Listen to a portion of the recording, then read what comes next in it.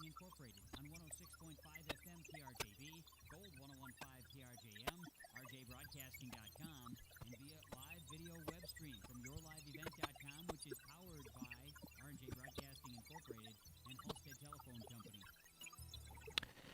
R&J Broadcasting Incorporated at 106.5 KRJB, Gold 101.5 KRJM. I am Mark Askelson, and you're listening to the COVID-19 call-in show. We're also live on yourliveevent.com via YouTube and all over the world.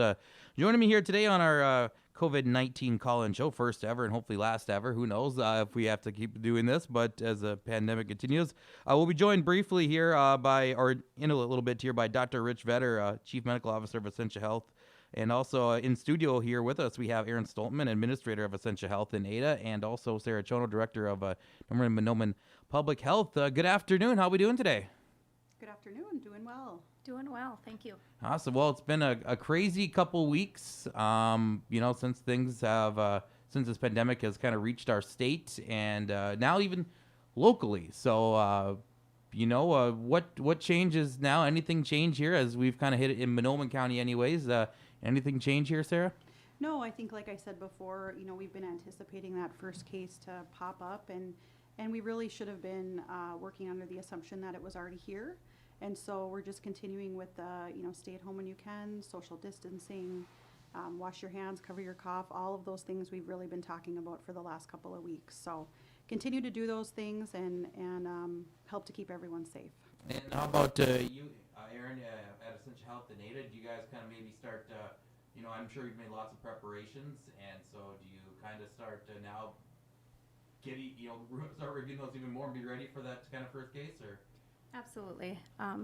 Like you said, we've been preparing for a number of weeks, and now having a case so close to us to the east with Mahnomen County and to the south with Clay County, it just kind of brings it home a little bit more so. Gotcha. All right. And so now, again, this is a call-in show, so if people do have questions, we ask them to call us at 784-2844. We've had a bunch emailed. We'll get to those momentarily. You can still do that. Email us, krjb8@loretel.net. Also on the YouTube stream on yourliveevent.com. We do have comments available. People can comment on that and question or ask questions on the YouTube link as well. We're going to go now to Dr. Rich Vetter, Essentia Health, Chief Medical Officer, joining us here on the phone here this afternoon. Dr. Vetter, thank you so much for joining us. Oh, thank you so much for having us and letting us help get the message out. All right. What's the last few weeks or maybe month or so? What's that been like for you in the medical profession, preparing and getting ready for this? I mean, what's it been like for you? Well, it's as Aaron said, it's been a very busy time planning. I think we've had the luxury of being in the upper Midwest, where we've had a little bit more time than maybe the coastal regions of our country have had. So we've been trying to take advantage of that time and preparing ourselves and our facilities as best we can. Gotcha. All right. Well, we got a few questions kind of specifically directed towards the medical field, and you might be best off answering. I've heard a lot of discussions around Tylenol and Advil, if you get it, or ibuprofen, how that can affect the fever, and I don't know if it's misinformation. I haven't heard any factual information on it. Do you know anything as far as if you get COVID-19, do Advil or ibuprofen or Tylenol have a positive or negative effect on it? Yeah, I would say it's probably too early to tell. There are some case-by-case reports of people maybe doing a little bit worse when they've had a serious case of COVID infection when they were taking ibuprofen. But again, that's just some case-by-case reports. It's hard to say if you look at it as a population whether or not that has an effect. We do know that Tylenol is safe. If you go back and look at influenza back in the 1960s with aspirin, some of you might remember Reye's syndrome was associated with influenza and aspirin. And so I think that's probably the other historical component that has people concerned about a potential risk there as well, because aspirin and ibuprofen are kind of similar. They're in that same chemical class called non-steroidal anti-inflammatory drugs. But at this point, I would say that there isn't any really conclusive evidence to say that ibuprofen is worse than Tylenol. What medications are you prescribing, or are doctors prescribing for patients of COVID-19? Is there any prescriptions that you guys are writing out? So as you know, COVID is a viral illness. There typically aren't a lot of treatments for viral illnesses, although in the last couple of years there's more antiviral agents that have come out, for example, for influenza, cold sores, and so on. So we do have some antiviral drugs out there now. There has not been any conclusive studies on any treatment in COVID infection, just because, as you know, it's relatively new. There are studies underway across the nation to look at the efficacy of various treatments. Been hearing a lot about hydroxychloroquine or chloroquine, an antimalarial drug, an anti-inflammatory drug that's used for lupus and rheumatologic type conditions and malaria, as having some antiviral properties. And that's been studied in the past in that regard as well. It's been around for a long time, so we have a pretty good idea of its risk-benefit profile. But again, I would say outside of a study, I would really just talk and treat those on an individual basis. We are preparing for inpatients to have that drug available for people that might be, more seriously affected, given that there aren't any other known treatments other than just supportive care. That in conversation with the patient and family, that would be something we would be able to offer. Dr. Vetter, can you get the COVID-19 virus? Can you get that twice? That was a question here from one of our listeners here this morning. Can you get COVID-19 twice? Well, again, I think it's too early to tell. We know that COVID-19 is a subset of a larger group of viruses called coronaviruses, which have been known to cause like the common cold, for example. This is just a novel virus, meaning it changed its function and its genetic makeup, and that's why there's not much immunity in our communities regarding that, because it's a new virus that we're being exposed to. Over time, the hope would be that we would develop immunity to that, or at least partial immunity. But whether or not the virus will change itself again, I think remains to be seen. The initial studies that I've heard say that it does look to be relatively stable, so they don't think it'll be changing real rapidly. But just like influenza or other viruses, every several years they will change or adjust a little bit, and we have to continue to modify our vaccines to keep up with those changes. And another question here that we had from a listener this morning, as far you mentioned immunity, can you build up a natural immunity? Does that help with COVID-19? Doing things to help build up your natural immunity, and what things can you do to help build up your immunity? Well, I think the key things are just those healthy lifestyles that we all know we should do, but we don't always do them. And that's eating right, exercising, getting enough sleep. Hand washing, of course, we've heard a lot about, managing stress. All those things have been shown to reduce or improve our function of our immune system. I think the other two things I would mention is smoking as well as excessive alcohol use can also suppress your immune system. So, again, it's just those healthy, common sense lifestyle things that will help. If you do take an immune suppressant drug for some other underlying medical condition, I would not recommend at this point that you stop that. I would want you to talk with your healthcare professional before you would do that. I have been getting a few questions about that. Should I stop these drugs in advance of potentially catching that COVID-19 infection? And again, the recommendation at this point would be to not stop, but to talk to your healthcare professional first. Right. And now, have you yourself personally treated anyone with COVID-19 or been in contact or worked with patients that have had COVID-19, Dr. Vetter? No, not to my knowledge. Of course, there's probably asymptomatic people in our community that might be carrying or have been infected with the virus that we just don't know about, but their symptoms are so mild that we don't consider that diagnosis. We do know, and I just want to reassure your listeners that, over 80% of people that get COVID-19 are going to get mild symptoms or symptoms that they can certainly treat at home. It's only a small subset of those higher risk patients that are going to get more acutely ill. And so, again, the majority of people that will catch it will have a more minor type symptoms or no symptoms at all. Current estimates are that as many as 20% of infected patients might actually be asymptomatic or have no symptoms at all. That brings up another question here. What are the big difference between the mild symptoms and the more severe, symptoms where it's going to require hospitalization and things like that? What does that look like?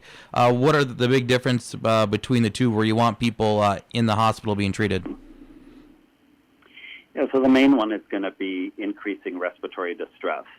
We know that this virus causes a type of viral pneumonia or lower respiratory tract type of pneumonia, and your lungs then can kind of overreact or get what they call ARDS, which is acute respiratory syndrome, which might require additional oxygen and or even mechanical ventilation at some point if it gets severely worse.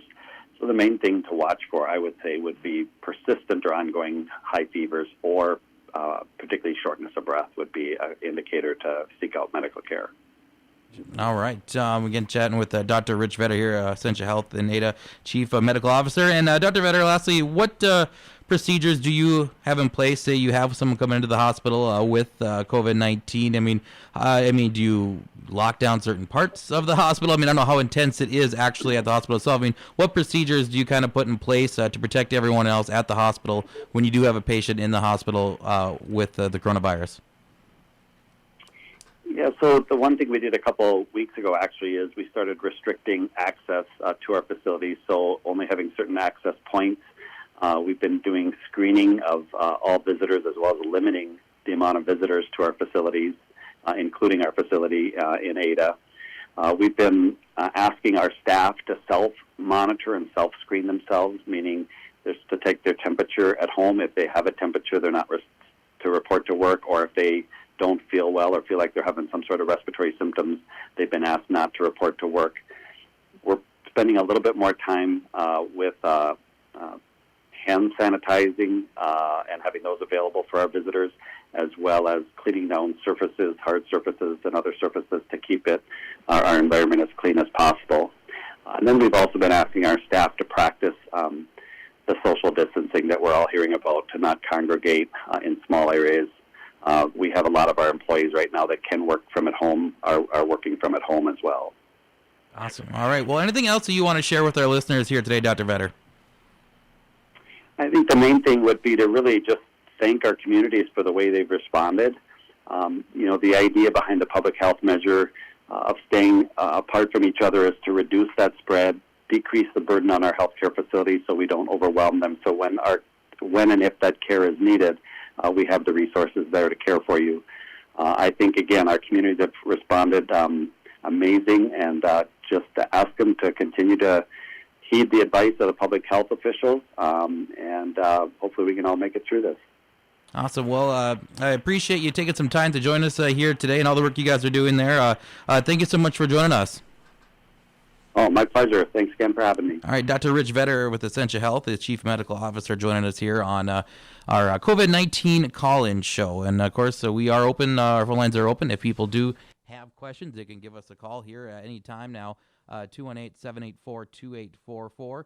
784-2844. Don't worry, we won't share your name or location if you don't want it out there.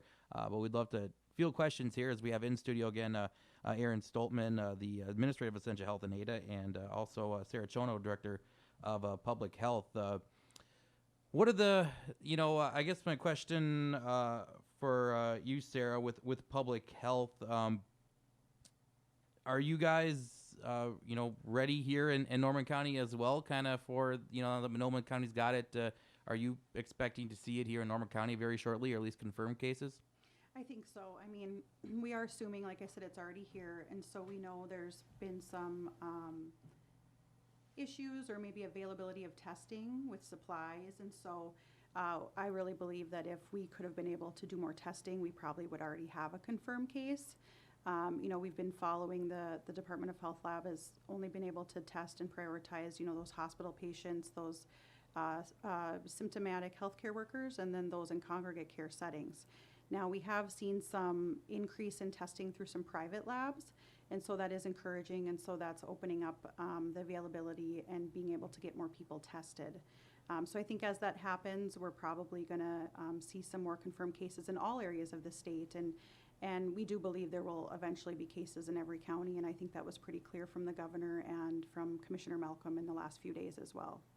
Say someone locally here wants to get tested. Maybe they've been in contact with someone that they knew has it or may have it. How does someone get tested? Can they get tested? Yeah, so what we're encouraging people to do, and we're getting that question quite a bit, especially with having some more local cases, we really are encouraging people to call their healthcare provider. Think about where they've been and if they've actually had an exposure or if they're symptomatic. We're not going to be testing people who are not having any type of symptoms. And so people really need to call their healthcare provider. You can do a virtual or an online visit a lot of times, and a provider is going to go through a screening questions with you and determine if you would even be a candidate or need testing, because we know not everybody needs to be tested, right? And like we said, 80% of people are going to have those more mild symptoms, and that they can care for at home, and we want them staying home and taking care of themselves just like they would during influenza or any other type of cold or sinus infection or whatever you can just do to stay home and take care of yourself. So I think that's the important thing for people to know, is that not everyone needs to get tested. We need to just assume that that's probably what we have, and to try to practice the social distancing, stay at home, isolate yourself in your home so you're protecting others around you to help to slow that spread. And so there will be a certain population of people who will get tested, maybe if they've had a direct exposure to a confirmed case, or if they have an underlying health condition, or, there's a variety of reasons, but it's really a decision for you and your healthcare provider to discuss. All right. Now at Essentia Health, I know she touched on like virtual visits. Aaron, you guys are now offering virtual visits and things like that, or e-visits, where people can do this from their home, right? Kind of talk to me about that opportunity that you guys have at Essentia Health. Absolutely. So the e-visits are offered for folks who are experiencing symptoms or feel they may have been exposed to COVID in some way. So that's really the avenue that we're offering those folks, as the e-visits. Virtual visits is something a little bit different. So we stopped our routine visits, right, our well care in person in the clinic, and the virtual visits are really meant to take care of people who maybe have chronic diseases like diabetes or hypertension or those types of things where they need that routine follow-up. They need to visit with their healthcare provider. And so virtual visits are available to those folks. And when you call the clinic, you can have that conversation and decide if a virtual visit is appropriate. We can set you up with that. We are doing some, but minimal, in-person visits still for those folks that need that type of care as well. But really for folks who are experiencing symptoms, upper respiratory symptoms, symptoms related to COVID, or think they've been exposed, we are really asking them to start with the e-visits. All right. And Sarah, have you been fielding a lot of calls now since, I guess, in Mahnomen County, now that with the confirmed case, people concerned that, they may be in touch with this individual? Our employers may be concerned now. Have you been fielding questions or calls kind of about how to go about, now that it is locally? Yeah, so we really anticipated kind of the community's heightened sense of, awareness, or maybe people who were thinking, oh, well, this isn't going to happen here, because we think we're a little more rural and things don't come here at least as quickly as other parts or the metro region. But definitely, yes, since it was released that we had a confirmed case, we've definitely had more questions. We're very fortunate over in Mahnomen County that we partner with White Earth. And so they have an emergency operations center functioning out of the casino there. And so they are able to have a one-call center over there. And I know their one-call center has been getting more calls. And that's really the purpose of that, is to help field those community questions, because we don't want to overrun our local health systems either. I know after the confirmed case came out, a lot of people were calling Mahnomen Health Center and really wondering about testing and just, I might have had an exposure, or all of those questions. And that gets really overwhelming for them, because their job is to be taking care of patients and still having to see those routine people. So if we can kind of help to take that burden off the health system with some of those general questions, that's really great. So we do have the one-call center over in Mahnomen County. Anybody can call that and ask for questions. Mahnomen County residents, tribal enrolled members, that's open to everyone. And that's Monday through Friday, 8 to 4:30. And so they have nurses staffing that for questions.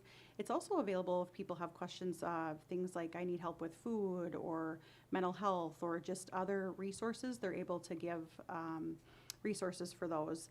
And over in Norman County, we have seen an increase in calls. Here, we're just utilizing our public health number. People can call.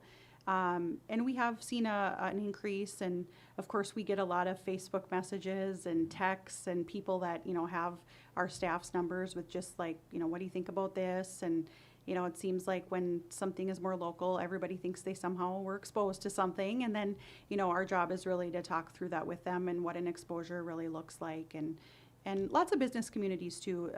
We've been fielding those questions for quite a few days about what to do about employers and that. So What can you tell us about the person with COVID-19? Can you release much as far as, the male or female age, how they got it? Can you release any of that information, Sarah? yeah, we really don't like to do that.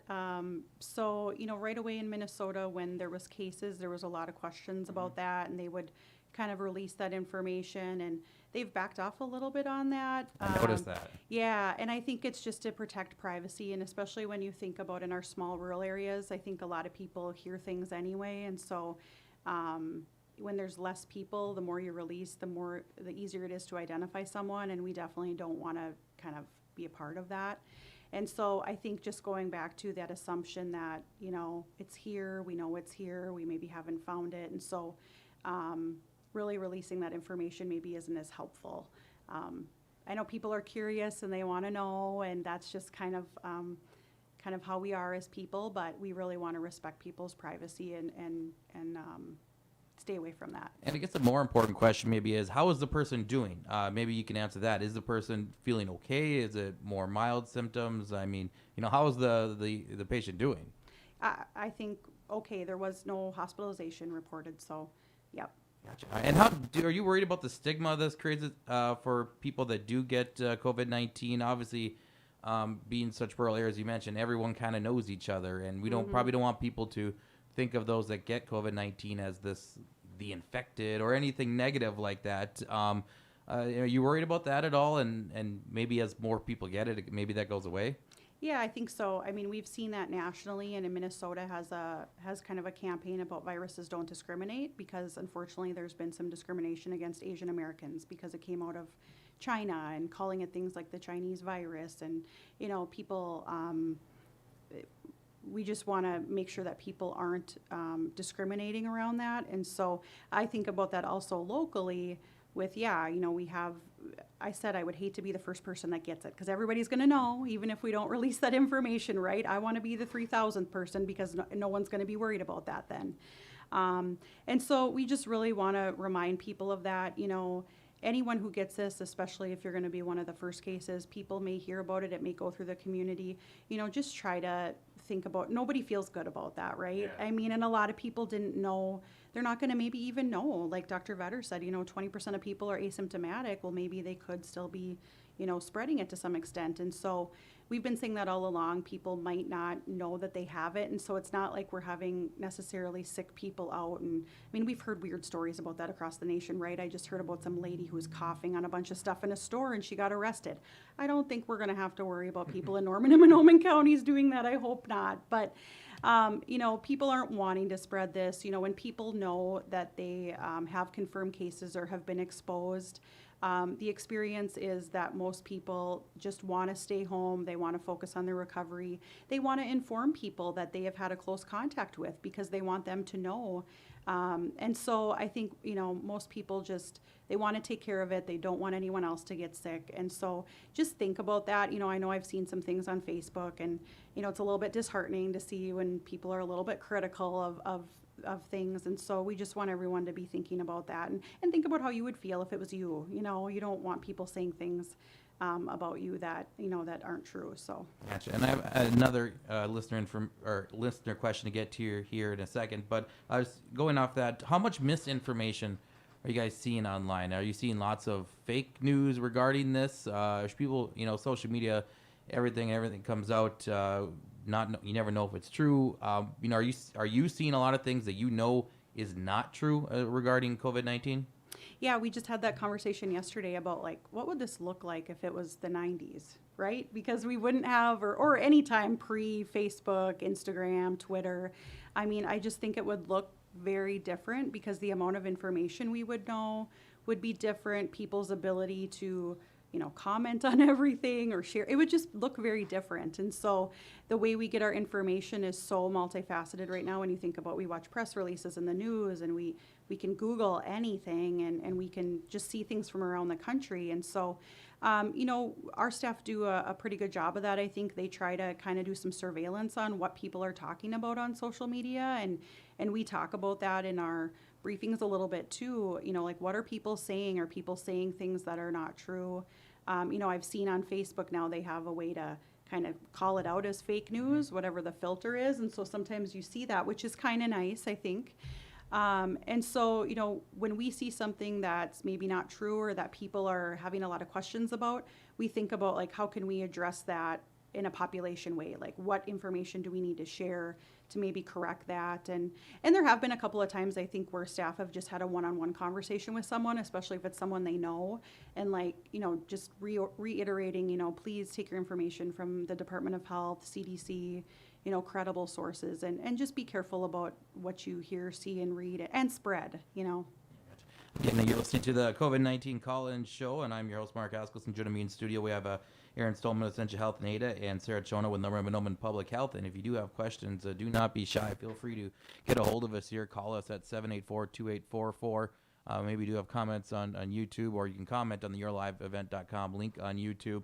Or again, call us. Don't be shy. 784-2844, or send us an email. And we do have an email question here that I wanted to get to regarding how long does it last, with maybe each case being a little bit different. I know the symptoms come later or start sooner than later, or depending on case by case. How long does it actually do the symptoms last, and then how long before you're cleared? Sure, that's a great question, and that's a question we're getting a lot lately.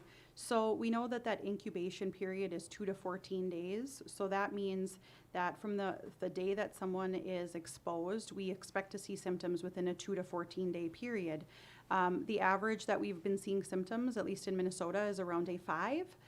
So that's where I've talked about where somebody could maybe not be really showing symptoms or very mild symptoms and not realize that that's what they have, and so they could be spreading it. There's some really good guidance that comes from the Department of Health, and that's what we look to follow. And this is something that I actually learned this week. So what we've been saying is, if you have respiratory symptoms, you need to stay home for 7 days and 72 hours after you're no longer have a fever without any, fever reducing medications, and you need to have significant improvement in your respiratory symptoms. And so it's all 3 of those things. We've been telling people that is what you need to do. And then any of those close contacts, especially like household contacts, they need to really stay out of the public as much as they can for 14 days, because again, then they could maybe experience symptoms within that 2 to 14 day period. So that was pretty clear guidance we'd been giving people, because we were saying, there's not a lot of testing, so if you're exhibiting these symptoms, please follow these guidelines. Now that's really hard to tell people, because we're not used to, I've had 2 different staff who, one of them just had a cough, and I'm like, I'm sorry, you got to stay home, and she was kind of not very happy with me. And I had another staff, and of course nurses too were the worst ones. We just go to work and plug along, but we have to be practicing what we preach. And this week I had a couple questions about, well, is that guidance the same for actually a confirmed case? And I thought, well, I haven't really thought about that, because we haven't had that. And so I had a conversation with the Department of Health this week about that, and that is the same guidance they're giving for confirmed cases. So, if you know you have a confirmed case, you're able to manage your symptoms at home. It's that same guidance of 7 days from the onset of symptoms, and 3 days without having a fever, and significant improvement of respiratory symptoms. And so I think this was also an interesting thing, and I think a good thing for people to know. If you are diagnosed with a confirmed case, the Department of Health does do a pretty thorough contact investigation. And so that looks like probably anywhere from an hour to 2 hour phone interview, if you're well enough to do that. Otherwise, they do it with family members. And so when they do that, they work to identify those close contacts, and then they do follow up with those close contacts and ask those people to quarantine for those 14 days from the day of the exposure. Along with that, they do daily check-ins with the confirmed case, asking them about their symptoms. You know, do they still have a fever? How's their cough? It kind of goes through, and so they're doing daily check-ins. So there's some two-way communication about that, and they can also give a little bit of guidance and give them some local resources if they have questions. And kind of the other part of that is if people do get confirmed with a case, but they're able to manage their symptoms at home, but maybe they don't have someone who could drop off groceries on their doorstep, that's when the Department of Health would call local public health to work on those essential needs for people. We're kind of already saying we'll do that for people who are just worried about going out right now, but that is a part of the isolation and quarantine plan through the state and locals, is that then that would trigger them to call us and say, hey, you have a confirmed case here, they need X, Y, and Z, please help them, you know, with what those needs are.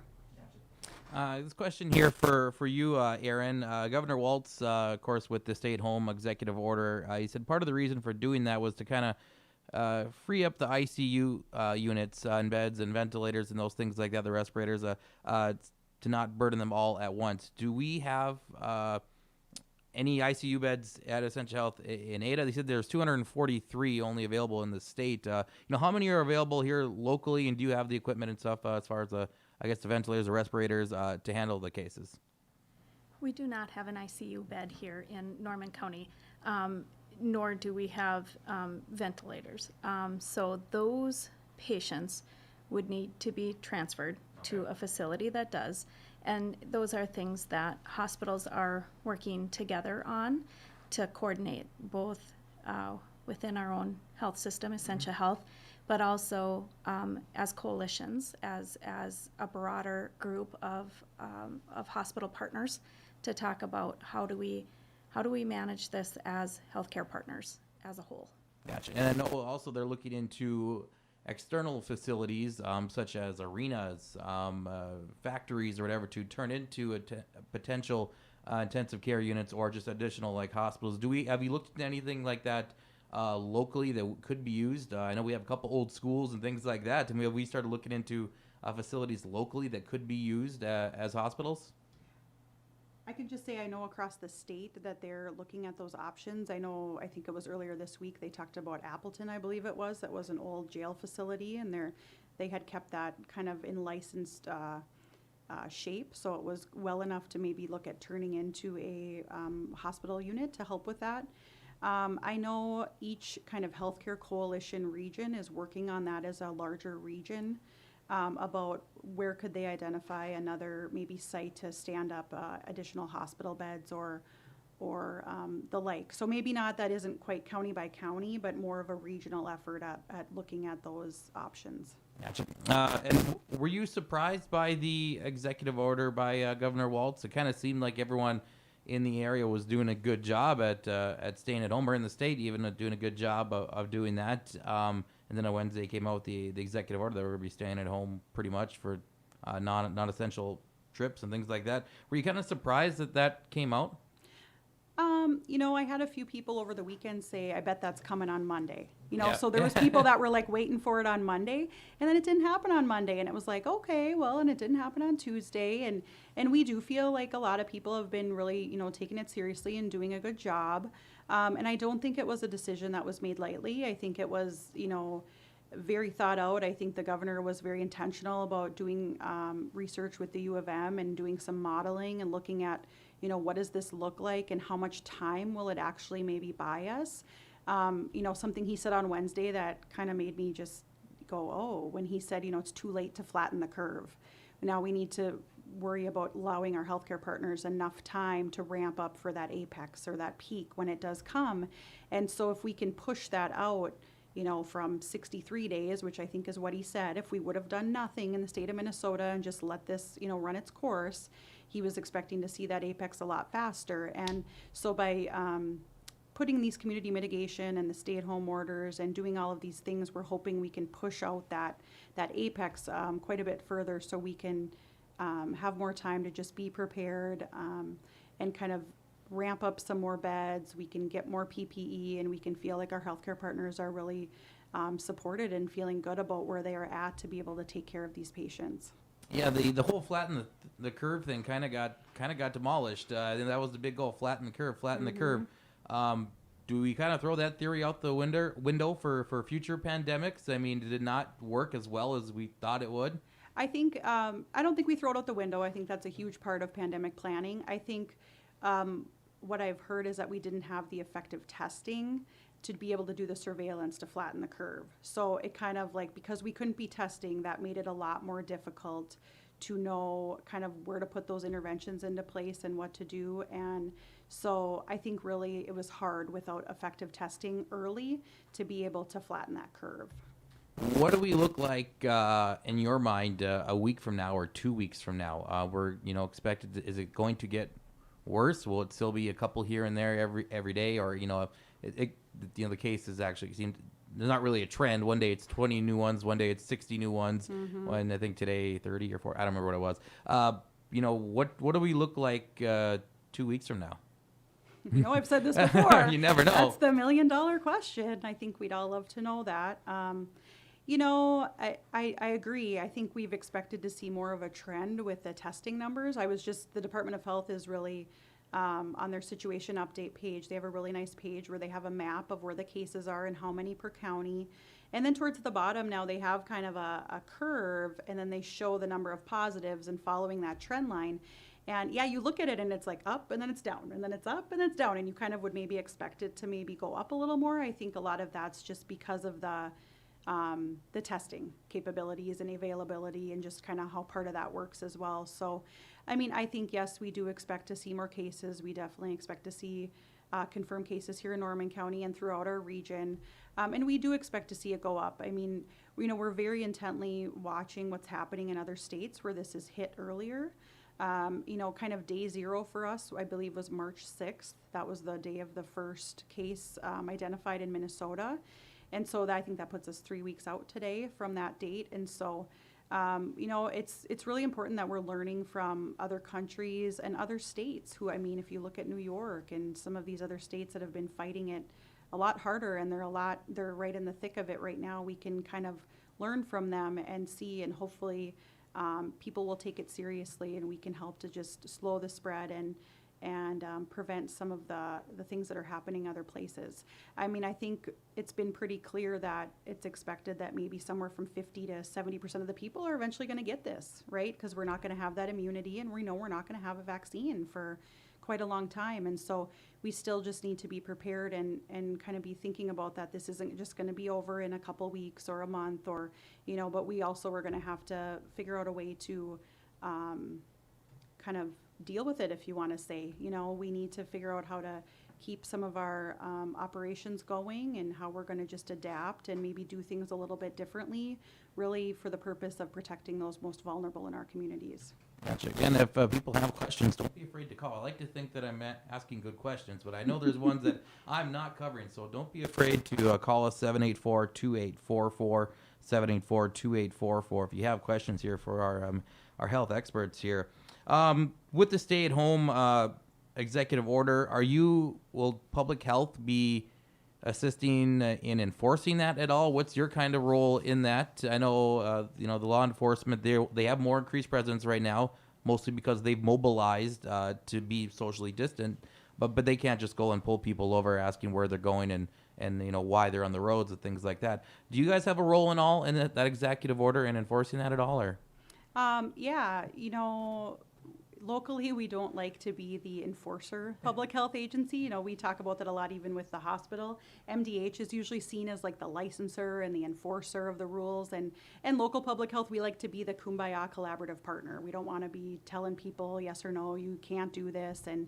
And so, it's kind of an interesting role. But we have had some conversations about that, being a public health emergency.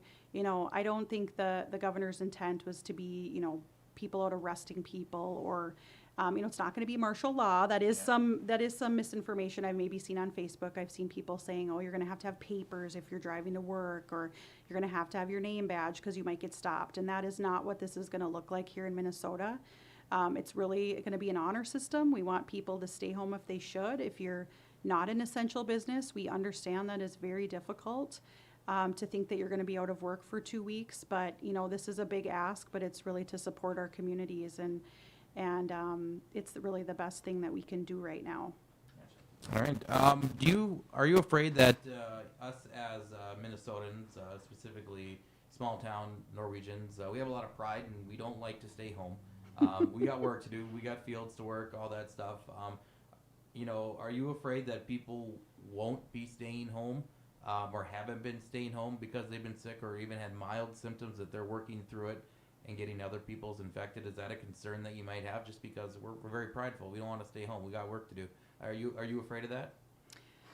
To a certain extent, yes. I think we have heard about maybe people aren't taking it as serious and still having gatherings. And I know as a parent it's hard because your kids are frustrated. They don't just want to be at home, and then kids are going to childcare at the school if they're an essential worker. And so some people aren't understanding why that is still happening and why you can't then go and, go to your friends or get a bunch of kids together on the weekends. And those are hard things for us all as adults as well. And so, it's not just if you're sick that you shouldn't, or having any kind of symptoms. Even if you're feeling healthy, now with the stay-at-home order, it's not about just I'm going to go to my neighbors and, hang out for the weekend. You really need to be staying home and not having those interactions. And that's pretty clear. I mean, it's, kind of the essential workers. And then it's if you are responsible to take care of someone, or deliver something, or you have a elderly parent or a child, yes, of course you still need to do those things.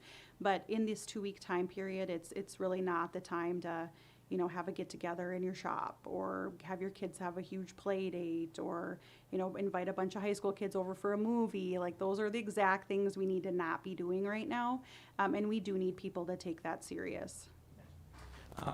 Maybe Aaron, you might know this question. How are the seniors like the Benedict Living Community and other facilities? How are they handling all this? They're really cooped up and they're not able to get out and explore and have a lot more limited contact with their family and things like that. They're used to those regular visits and just that normalcy. That's kind of out the window right now. How are they handling all this?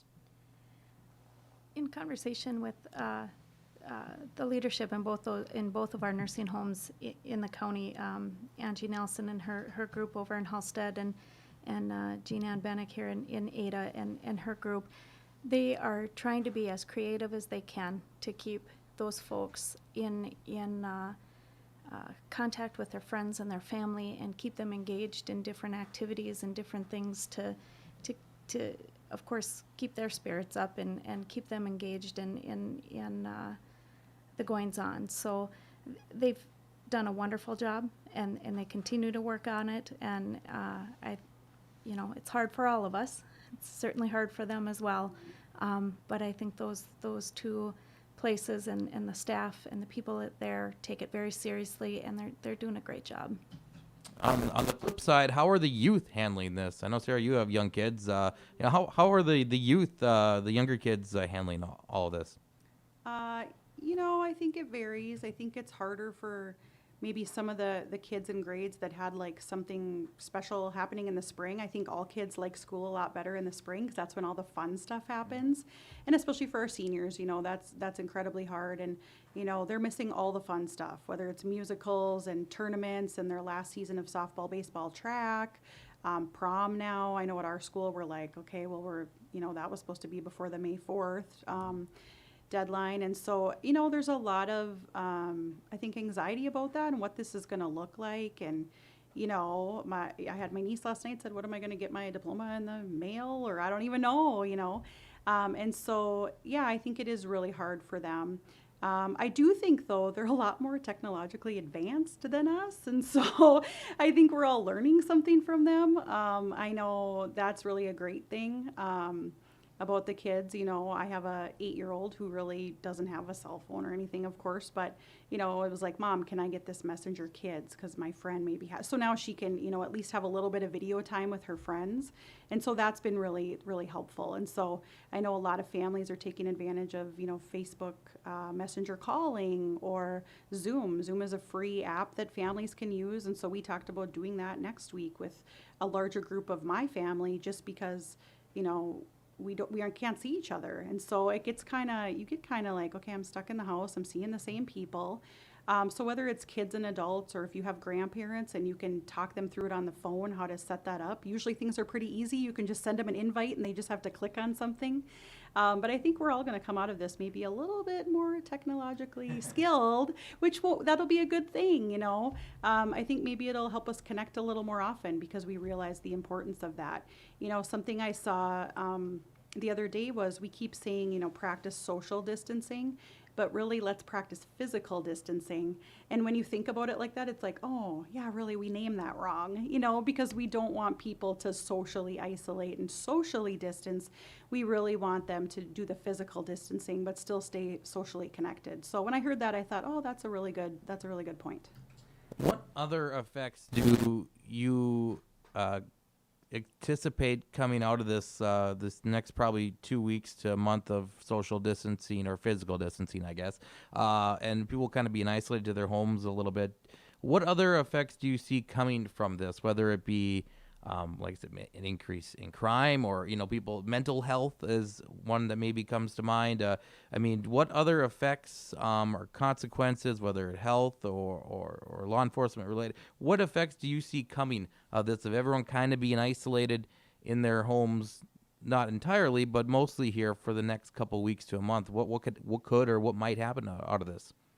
Yeah, I mean, we've definitely had conversations about that, you know, both locally and in different groups. And, you know, yeah, just because we're all isolated to our homes doesn't mean, you know, law enforcement won't have anything to do, right? Yeah. Or, you know, we hope they don't.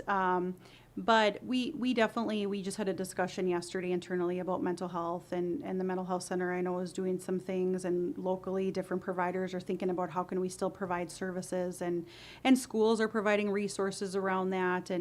And I know all of our school counselors and social workers are available for families and for kids if they still need to have that connection, because a lot of our youth especially, I think, rely on that during the school day. And so it's hard to think that they maybe won't have that face-to-face connection with that trusted adult. So we may need to get a little creative and do some more frequent check-ins with people. We've also talked about, you know, we have a mental well-being kind of coalition that we work on, and so that's kind of, now that we're, you know, kind of feeling a little settled in this COVID routine as an agency, you know, we're like, okay, maybe we can think of some creative ideas for mental well-being, and how can we connect in with people. And we got some ideas yesterday from a couple of counties out of the metro area, actually, that are, you know, scheduling some Zoom check-ins, and anyone from the community, if you want to come and just have a chat, or, you know, just some different ideas. And so we're just trying to kind of think out of the box on that, and how we can help to support people and feel like they still have a place to call or connect with, or whatever that looks like. And so I think if community members have ideas about that too, we're sure open to that. And we really just want to make sure people are doing those things like Dr. Vetter had said as well, you know, getting enough rest, exercise, all of those things that are good for our body. You know, get out and enjoy the fresh air. We're going to have some 50-degree weather here soon, so people can still go for a walk, and you can still play in your yard, and all of those things, and those are really important for your mental health as well. Gotcha. All right. Hey, maybe we see less, you know, some other things. Look, people talk about environmental impacts it could have, you know, less pollution because there's less cars, less car accidents with less car on the road. So, I mean, you know, maybe in the emergency room, Aaron, you might see less people coming in for things they probably wouldn't, you know, normally be out and about a lot more, probably aren't. They're probably inside watching TV more. So maybe you see less people in the emergency room. You never know. Absolutely. Honestly, I think we already are seeing less people in the ER, which is a good thing. You know, the ER really is a place for people who are having that emergent and need that emergent care. And we already are seeing less people. So that's, like you said, probably a good outcome. Gotcha. All right. What other questions and are you guys getting at public health right now, Sarah, as far as related to COVID-19? Are there other questions and things that you guys are fielding a lot of concerns about at this time? Yeah, I think recently, we did put out the end of last week about volunteers. And so I've mentioned that a few times. If we've had some people, actually quite a few people call and offering to volunteer, which is wonderful. We're talking a lot about the negativity and things around this COVID-19 pandemic, but, it really does bring the best out of a lot of people too, and our communities really do come together. And so we've had a lot of people offering their services. We've had some people call and, requesting services, groceries, whatever it is. And so that's what we really want. We want people to reach out because we have volunteers that are ready to help. So we have been getting more questions about that, which is great. And so we encourage people to call if they, have any types of those questions.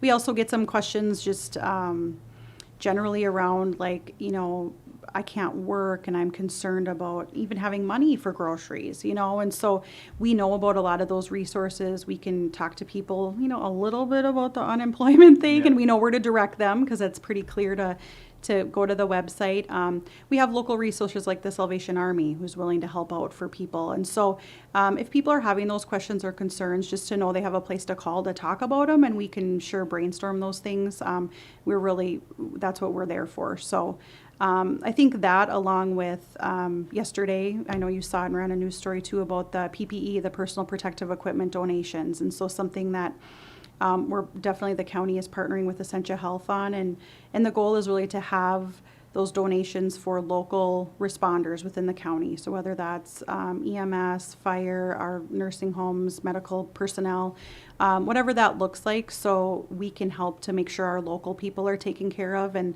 those people that are ready to support our communities are being supported and feeling like they have the proper equipment to do that. Speaking of local first responders, have you worked with our area fire departments? I know those are often the first responders in a lot of our communities. Maybe there's an ambulance or a volunteer ambulance service as well. Have you been working with our local firefighters and maybe police departments to provide them the training they need to handle a patient that may have a COVID-19? I can just speak a little bit from public health. We fielded some of those questions. I know some local fire departments have met and talked about that. Same with, police department and sheriff's department. We've worked in both counties with our, along with White Earth too, about providing some fit testing. I know Essentia Health is doing that as well. And that's really to make sure people have the correct N95 mask and the correct fit for that. And so, we're fielding some of those questions. We're available to do that along with Essentia Health, and we definitely can help those groups out if they need it. That's really what it's there for. We want to make sure they feel prepared to be able to take care of those people because, like you said, they are often the first ones on the scene. So, and just a few more questions here. When should people be concerned that they may have the COVID-19 virus? At what point do they realize this isn't the regular flu? I need to get a hold of someone or contact, a hospital or whatever. At what point of their symptoms should they be reaching out to the hospital? So I guess I would probably echo a little bit of what Dr. Vetter had said earlier about if you're at home and able to manage your symptoms at home, stay home, manage your symptoms. That acute respiratory distress is really where people end up needing to be seen, needing to potentially be hospitalized. That's the point where increased services are going to be needed is that respiratory distress.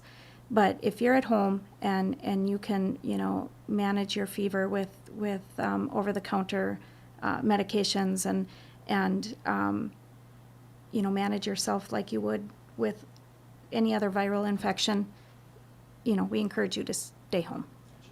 All right. Well, what else do we want to cover here on our time on our COVID-19 call-in show? I was really hoping for more call-ins, and we still will field questions if people have questions. 784-2844. We did have a bunch via email, but what are the things we want to make sure that people know while we got some time here on air?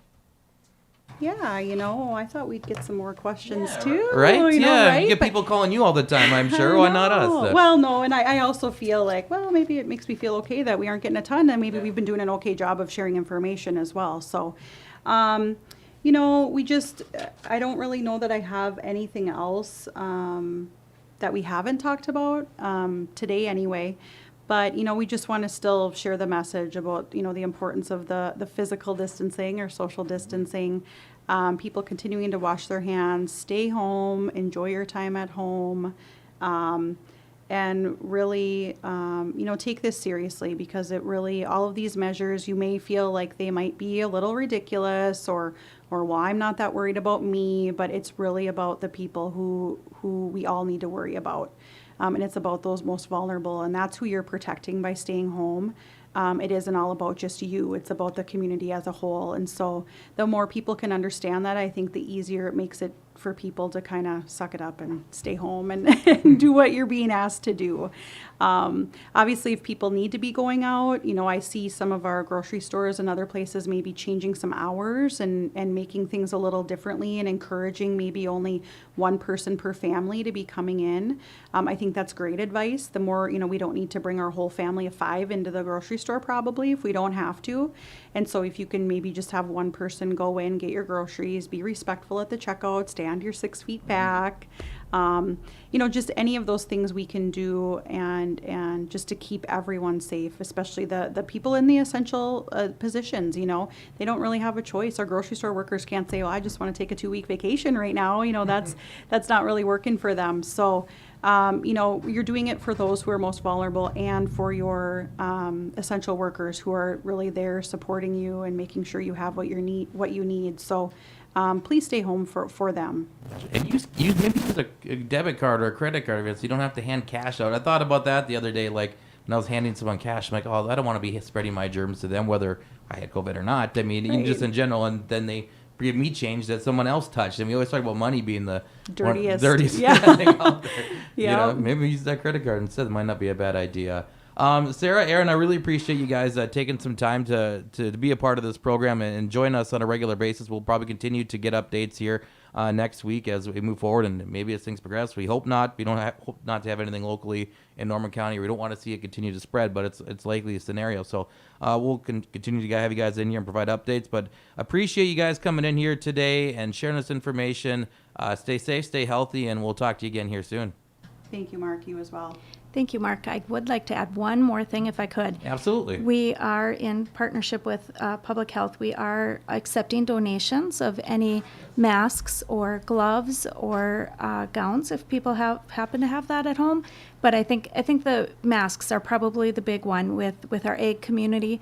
If you have masks on the farm at a manufacturing site and you are willing to part with those, we are accepting donations. The west entrance to the hospital campus, there's a sign up there that kind of directs you back to a back garage area that we have that we're collecting those donations. And that booth is open until 7 o'clock tonight. And if in the future you want to donate, we ask that you call out to the hospital at 784-5253. Awesome. All right. Yes, good reminder there. Thanks for joining us, you guys. We'll talk to you again here probably sometime next week, I imagine. Thank you. All right. Again, that was Aaron Stolman, Administrator of Essential Health in Ada, as well as Sarah Kjono, Director of Public Health. And also earlier today, we chatted with Dr. Rich Vetter, the Chief Medical Officer at Essential Health in Ada. You've been listening to the COVID-19 call-in show here on KRJB, KRJM, and online at yourliveevent.com. You've been listening to the COVID-19 call-in show with R&J Broadcasting Incorporated on KRJB 106.5 FM, KRJM Gold 101.5 FM, rjbroadcasting.com, and with a live video web stream on yourliveevent.com, which is powered by R&J Broadcasting Incorporated and Holstead Telephone Company. If you'd like to listen back to the program, we'll have it archived at rjbroadcasting.com soon and on yourliveevent.com.